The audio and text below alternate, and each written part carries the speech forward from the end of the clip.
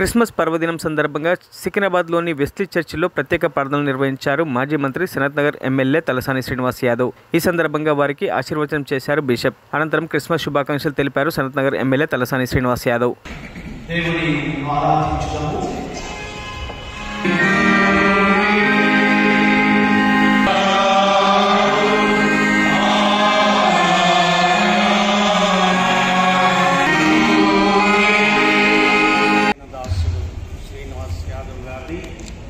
మీ చేతులకు అప్పగించి ప్రార్థిస్తున్నాము. నిదాసుడు ప్రజా సేవలో ఉండి ఒక ఎమ్మెల్యేగా తెలంగాణ రాష్ట్రంలో ఆశీర్వదించబడడానికి మీరు కృప ఇచ్చారు. ఎన్నో తలాంతులను ఇచ్చారు.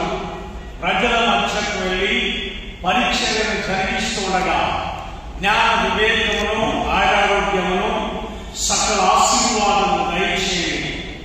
వారికి వారి సఖిమణి గారికి